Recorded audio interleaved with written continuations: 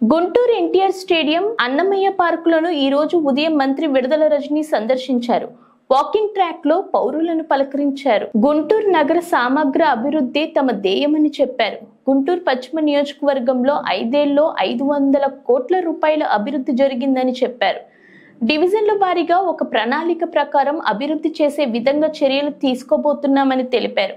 అనంతరం స్టేడియంలో షటిల్ ఆడి అక్కడి వారిని మంత్రి విడుదల రజని ఉత్సాహపరిచారు.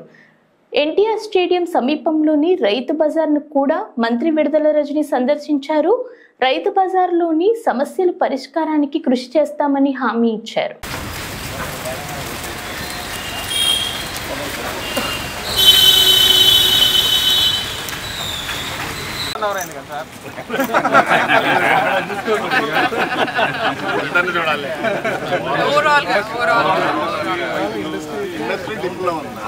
బ్రహ్మాండంగా ఉందమ్మా.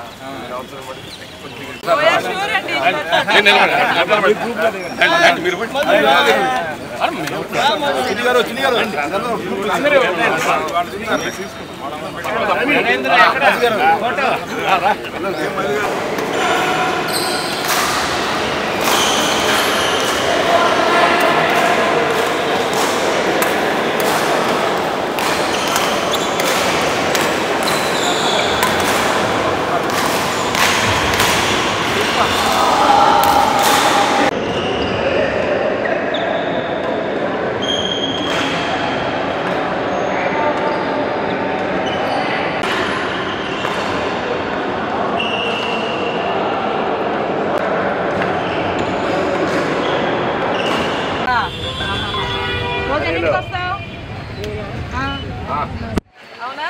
అప్పటి నుంచి 11 దాకా ఉంటావా? బానే కదా? ఇంత బానేనా?